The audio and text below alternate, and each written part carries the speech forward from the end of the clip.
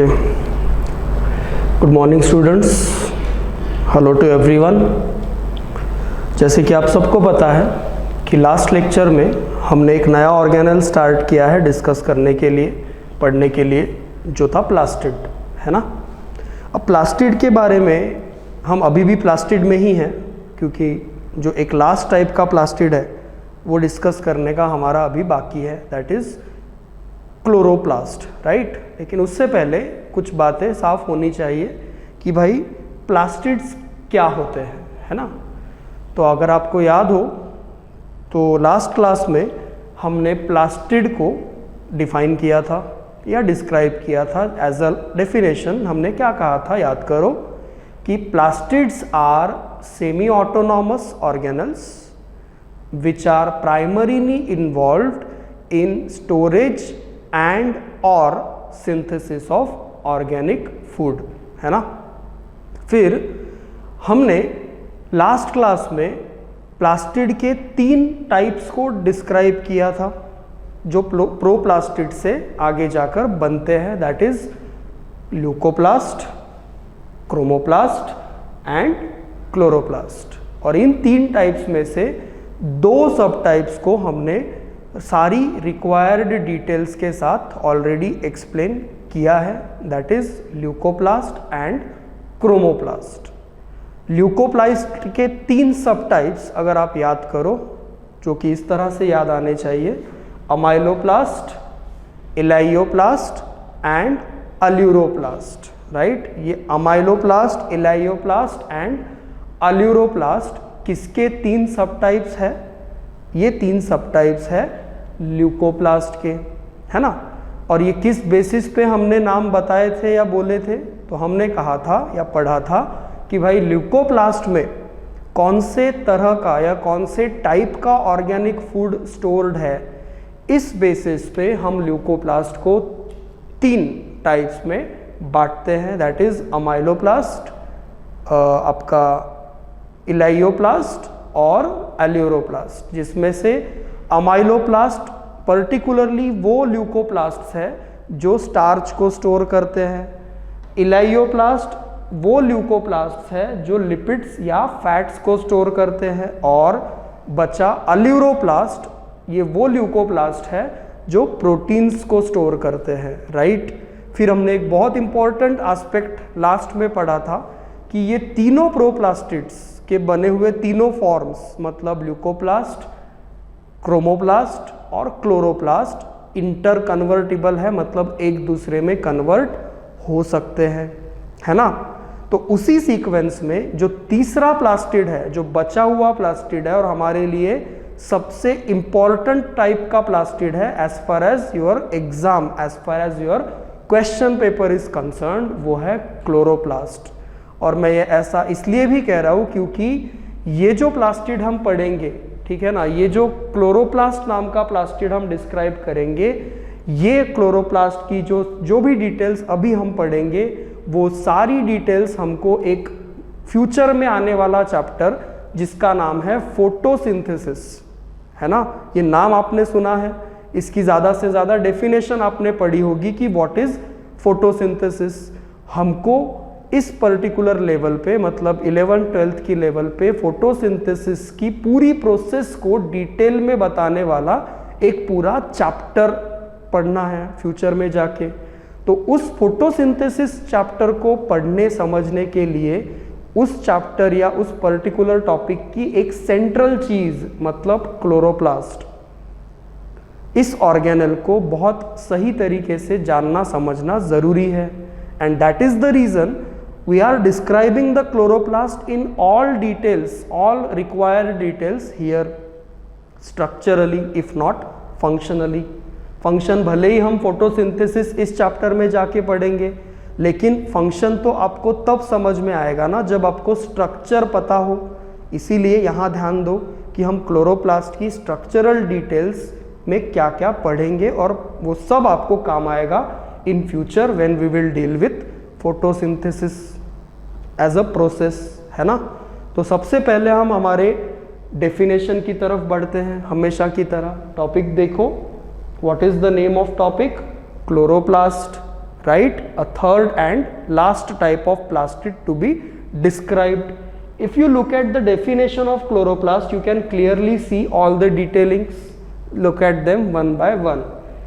These are green colored plastids. Why green colored? Because they contain chlorophyll in a dominant form. Chlorophyll की मात्रा ज़्यादा होने की वजह से और क्लोरोफिल का कलर ग्रीन होने की वजह से overall colour of the plastid called chloroplast is green. That's why in short chloroplasts are also called as green plastids. Okay, chloroplast को और क्या कहा जाता है? ग्रीन प्लास्टिड्स भी कहा जाता है. क्यों कहा जाता है इन्हें ग्रीन प्लास्टिड्स? क्योंकि इनका ओवरऑल अपीयरेंस ग्रीनिश होता है as they contain which pigment in a dominant form, the green colored pigment, that is chlorophyll. है ना? आगे देखो, पूरा पढ़ो हर बार. These are green colored photosynthetic plastids. अभी तक हमने जो दो प्लास्टिड पढ़े उसमें से ल्यूकोप्लास्ट में तो पिगमेंट ही नहीं होते, क्रोमोप्लास्ट में पिगमेंट्स होते हैं, उसके बावजूद वो फोटोसिंथेसिस नहीं कर सकता क्योंकि उनके पास क्लोरोफिल नाम का एसेंशियल पिगमेंट नहीं होता. इस प्लास्टिड के पास है. That's why these are photosynthetic plastids which contain various photosynthetic pigments like chlorophyll, the essential one. Apart from that they also contain other pigments like carotenoids and phycobilins. अब ये नाम सिर्फ अपने दिमाग में उतार लो. इन पिगमेंट्स का काम क्या है, स्ट्रक्चर कैसा है, टाइप्स कौन से है, ये सब आएगा जब हम फोटोसिंथेसिस इस चैप्टर को पढ़ेंगे. वही बोल रहा हूँ ना मैं कि यहाँ जो बेसिक डिटेल्स हम समझेंगे वो आगे जाके काम आएंगी, है ना. तो ये सारे पिगमेंट्स के सिर्फ नाम अभी दिमाग में उतार लो कि ये सभी पिगमेंट्स कौन से पिगमेंट्स हैं, फोटोसिंथेटिक पिगमेंट्स. और ये सब के सब कहाँ पाए जाते हैं? With in chloroplast. और इनके होने की वजह से ही ये प्लास्टिड कौन सी एक्टिविटी को कैरी आउट कर सकता है? फोटोसिंथेसिस की एक्टिविटी को, है ना. देयरफॉर यहाँ क्या लिखा है आगे कि because of this pigments this plastid is responsible for production of organic food. Organic food मतलब ग्लूकोज. फोटोसिंथेसिस का बाय प्रोडक्ट नहीं, फोटोसिंथेसिस के प्रोडक्ट के तौर पे कौन सा ऑर्गेनिक फूड बनता है? ग्लूकोज. ठीक है ना. Using inorganic raw material. आप जानते हो इनऑर्गेनिक रॉ मटेरियल जो यूज होता है फोटोसिंथेसिस में, इतना तो एटलीस्ट पता होना चाहिए कि फोटोसिंथेसिस की रिएक्शन में रॉ मटेरियल के तौर पे कौन से इनऑर्गेनिक मटेरियल का इस्तेमाल होता है? Carbon dioxide and water. और इन इनऑर्गेनिक चीज़ों को यूज करके इन पिगमेंट्स की मदद से और सनलाइट की मदद से क्या बनाया जाता है? ऑर्गेनिक फूड, मतलब ग्लूकोज. इसी पर्टिकुलर रिएक्शन को हम फोटोसिंथेसिस कहते हैं. और ये करवाने वाला स्ट्रक्चर, सेल के अंदर का जो स्ट्रक्चर ये काम करवाता है वो है क्लोरोप्लास्ट. इसीलिए मैं कह रहा था कि जिन सेल्स के अंदर क्लोरोप्लास्ट नहीं पाए जाते वो सेल्स फोटोसिंथेटिक नहीं होती. सीधी सी बात. Why we do not show photosynthesis? Because we are animals and our cells do not contain chloroplast and they are required for photosynthesis. As they are absent, we are non-photosynthetic. As they are present, plants are photosynthetic. Right? So this is the conclusion that you should take out of this definition. Read it at once. Okay? क्या? तो these are green colored photosynthetic plastids that contain various photosynthetic pigments which are responsible for production of organic food using inorganic raw materials and sunlight. This process occurs in chloroplast. Okay, now chloroplast का ये जो diagram आपको यहाँ दिख रहा है ये एक जनरल डायग्राम है या जनरल डिपिक्शन है क्लोरोप्लास्ट का. लेकिन क्लोरोप्लास्ट इसी शेप या ऐसे ही स्ट्रक्चर वाला हो, मतलब वो आउटलाइन जो है ये कैसी है? ओवल है. ओवरऑल ओवल शेप्ड है ये, लेकिन अलग अलग ऑर्गेनिजम्स में अलग अलग शेप क्लोरोप्लास्ट के पाए जाते हैं। और सबसे ज़्यादा वैरायटी शेप्स में, क्लोरोप्लास्ट के शेप्स में अगर किसी में देखने को मिलती है तो वो है अलगी में। तो हम यहाँ पे थोड़ा सा एक अल्ट्रा स्ट्रक्चर को पढ़ने से पहले एक कुछ नाम की लिस्ट यहाँ पे लिख रहे हैं जो आपके लिए क्वेश्चन वाइज इंपॉर्टेंट है। Various shapes in different organisms that is particularly algae. Okay, किसके शेप्स? क्लोरोप्लास्ट के शेप्स। तो यहाँ हम लिख रहे हैं अलगी का नाम, जैसे कि, अच्छा ये बात क्लियर होनी चाहिए कि इस तरफ क्या है, नेम ऑफ अलगी, और इस तरफ क्या है, शेप ऑफ क्लोरोप्लास्ट। ठीक है ना? ओके, तो उलोथ्रिक्स,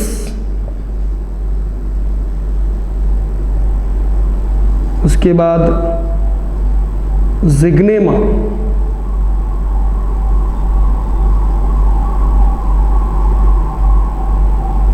क्लेमाइडोमोनास, ठीक है, उसके बाद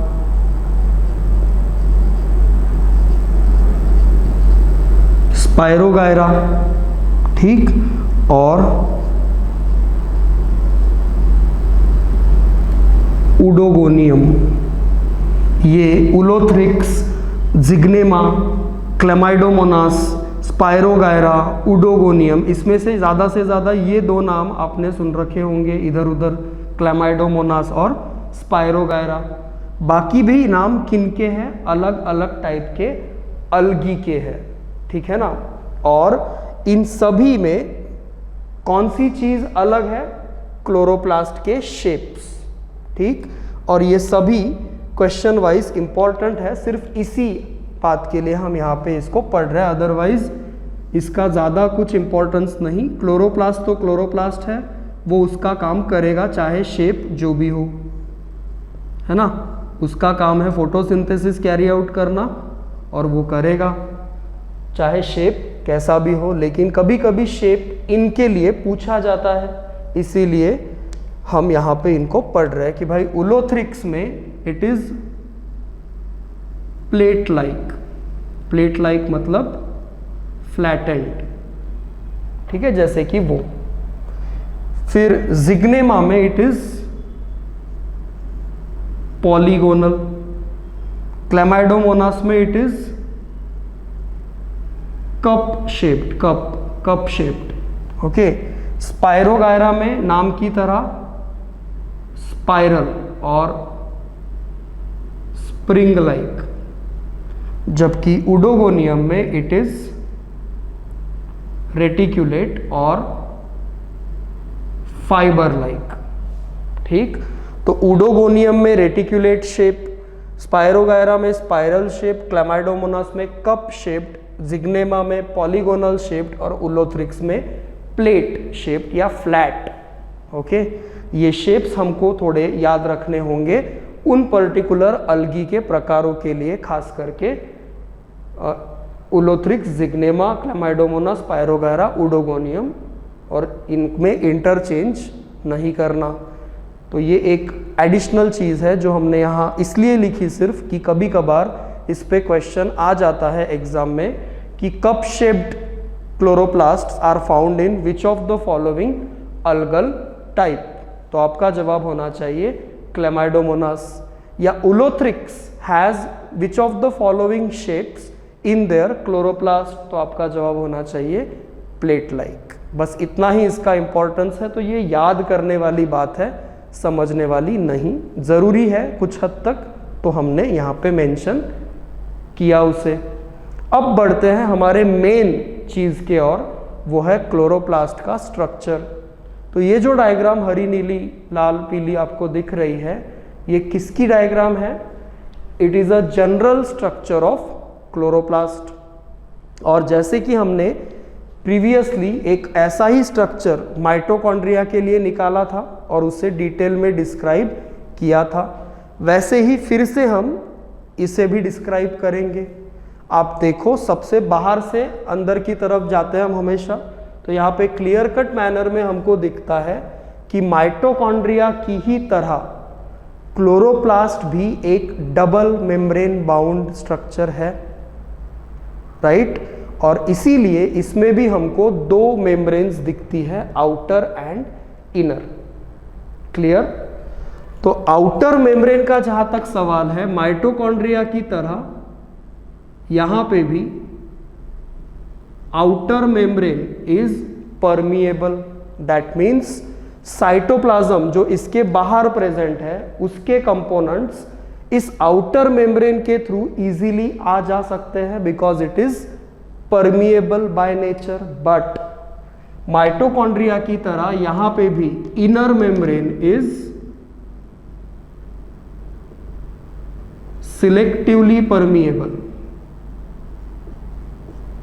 और इन मेम्ब्रेन्स के बारे में तो हम कई बार कह चुके हैं कि भाई सेल की मेम्ब्रेन हो या सेल के अंदर पाए जाने वाले किसी ऑर्गेनेल की मेम्ब्रेन हो, सभी मेम्ब्रेन्स को कुल मिला के बायो मेम्ब्रेन्स कहते हैं और उन सभी का बेसिक नेचर या स्ट्रक्चर सिमिलर होता है। तो all these membranes are bio membranes, but because they have difference in their lipids and protein arrangement, some of them are completely permeable, some of them are semi permeable and some are selectively permeable।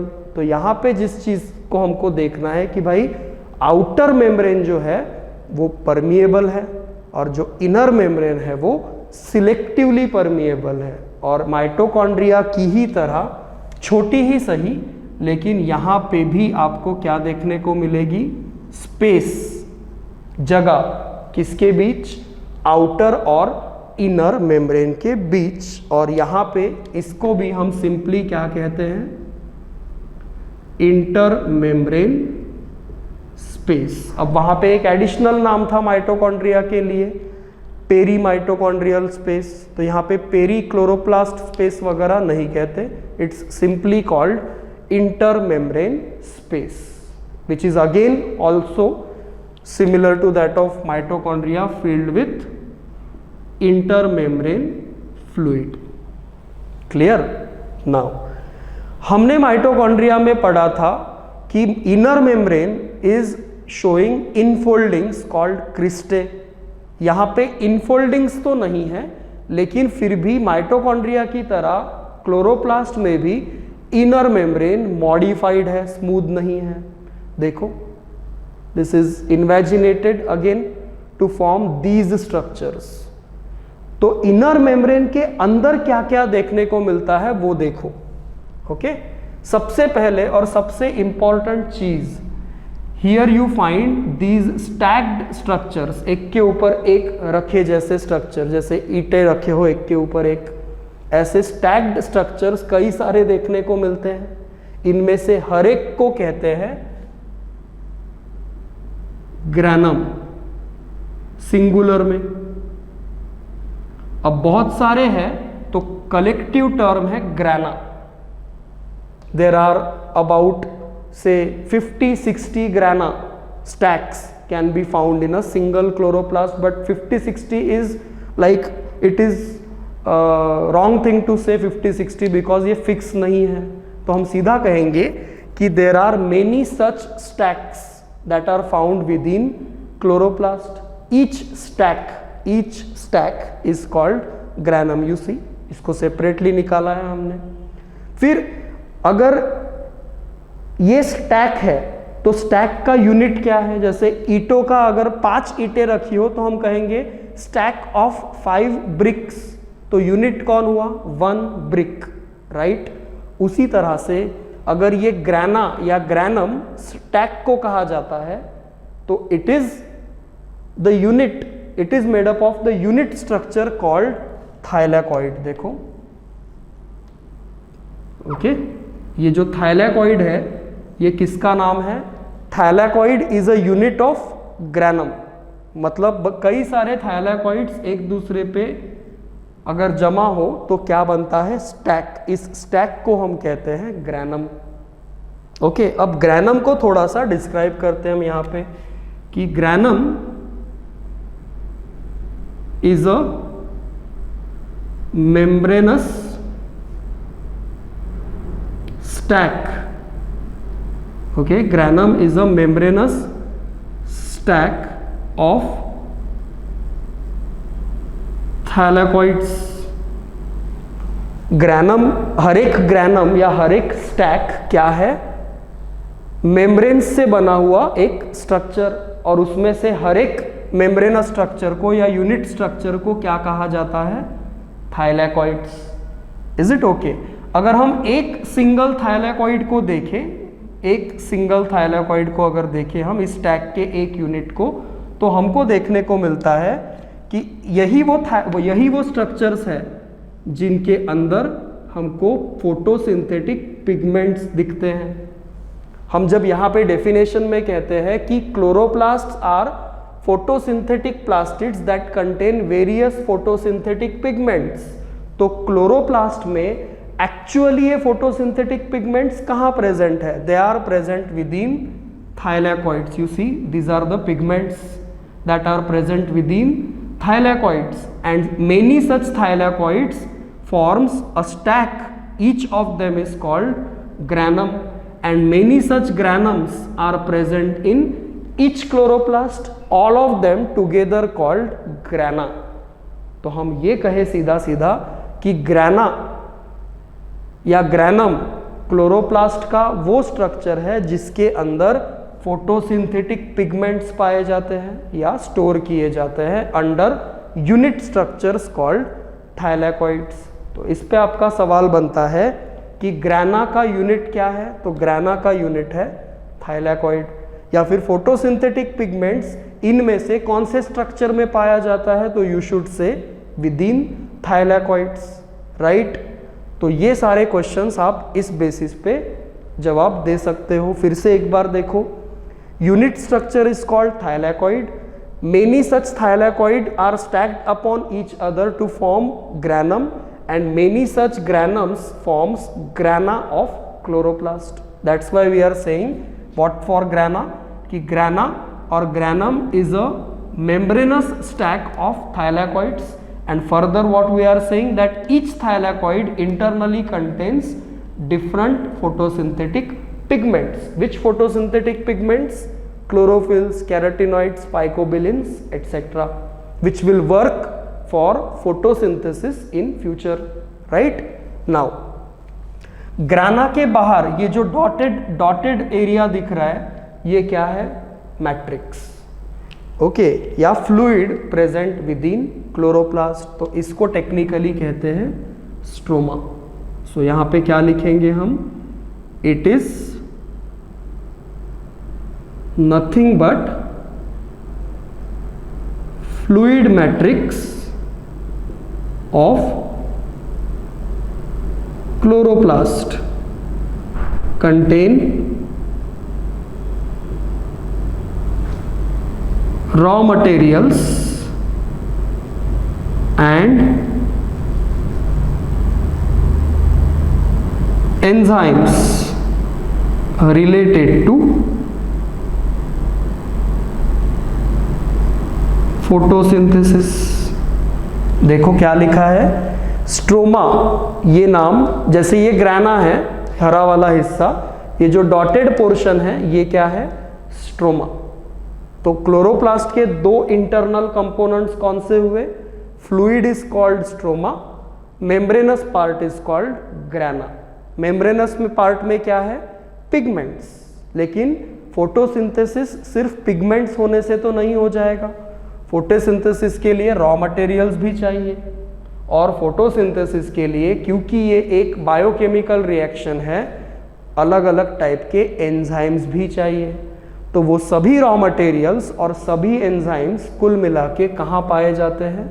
Stroma में. देखो, it is nothing but fluid matrix of the chloroplast that contain raw material and enzymes related to photosynthesis. तो हम फिर से एक conclusion यहाँ निकाल सकते हैं कि फोटोसिंथेसिस क्लोरोप्लास्ट के द्वारा पूरा होता है, सिर्फ ग्राना या सिर्फ स्ट्रोमा के द्वारा नहीं, दोनों मिलके काम करेंगे तब जाके फोटोसिंथेसिस पूरा होगा. अब मैंने जैसे कि पहले भी कहा कि फंक्शनल डिटेल्स या प्रोसेस वाली डिटेल्स की फोटोसिंथेसिस एग्जैक्टली कैसे होता है, इसके लिए तो हमको सेपरेट चैप्टर पढ़ना है।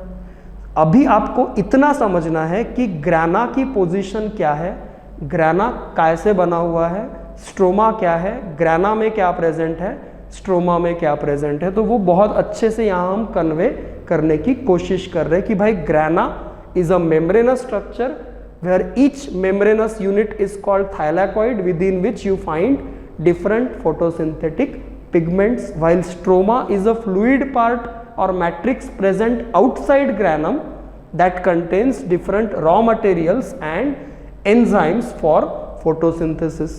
Is it okay?